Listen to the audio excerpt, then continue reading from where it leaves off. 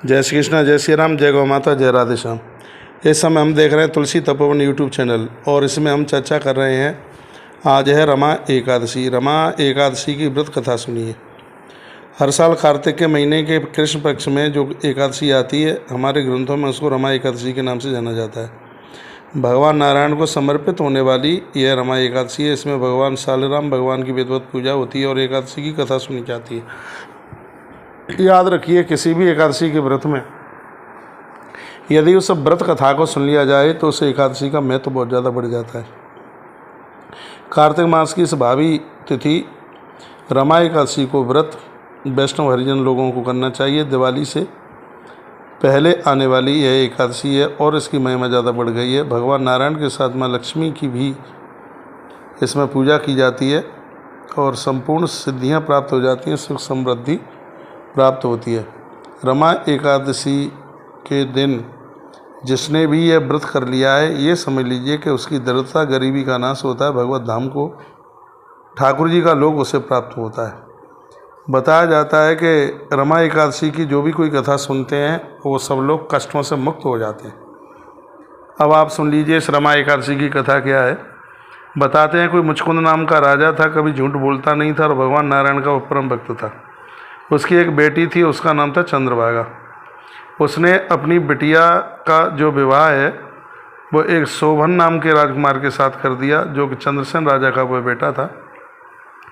मुचकुंद एकादशी का व्रत करता था। पूरी प्रजा एकादशी का व्रत करती थी। वो ढिंडोरा पिटवा देता था कि 8 वर्ष से लेकर 85 वर्ष तक के जितने भी लोग हैं वो सब एकादशी का व्रत करेंगे। तो सब व्रत करते थे, एकादशी के नियमों को अच्छी तरह से सब पालन करते थे। वो बेटी चंद्रभागा भी व्रत करती थी। एक बार क्या हुआ, कार्तिक का महीना था, उसका पति जिसका नाम था शोभन, वो अपनी ससुराल आया। योगवश उस दिन रमा एकादशी पड़ गई। राजा ने तो घोषणा करवा दी थी कि सब एकादशी का व्रत करेंगे नियम पूर्वक। और ये इसने तो जब सुना तो ये तो बड़ा परेशान हुआ। अपनी पत्नी से कहने लगा कि मैं तो भूखा नहीं रह सकता, मैं मर जाऊंगा। पत्नी ने कहा व्रत करके मरोगे तो उद्धार हो जाएगा, नहीं मेरा पिता मार डालेगा। इसलिए यहाँ पर तो एकादशी का व्रत करना ही होता है। तब उसने कहा चलो मैं भले ही मर जाऊँ पर व्रत करूँगा, लेकिन मैं जिंदा तो नहीं रहूँगा। चंद्रभागा ने कहा कि व्रत कीजिए, तो उसने व्रत किया। दूसरा दिन सवेरा नहीं हुआ, उससे पहले ही उसकी मृत्यु हो गई। अंतिम संस्कार उसका जल में प्रवाहित उसको कर दिया गया। जलाया नहीं, उसको जल में प्रवाहित कर दिया।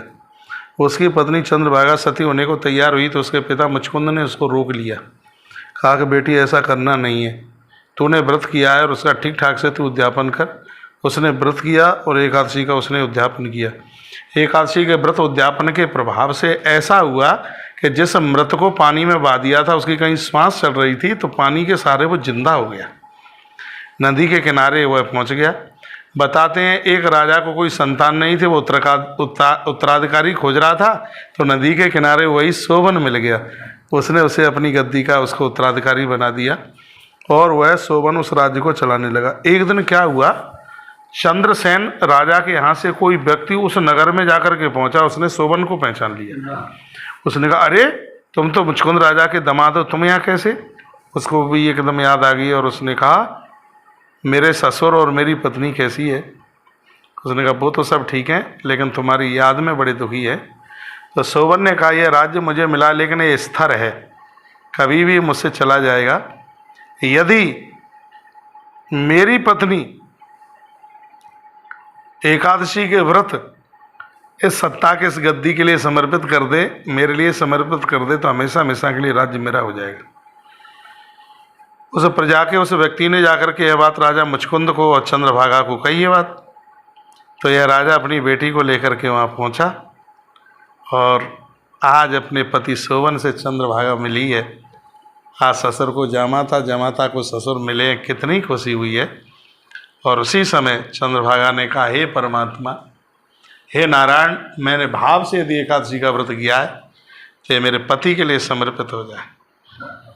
वह फिर आगे भी फिर व्रत करती रही और उस एकादशी के व्रत के द्वारा शोभन का जो राज्य है वो हमेशा हमेशा के लिए स्थिर हो गया।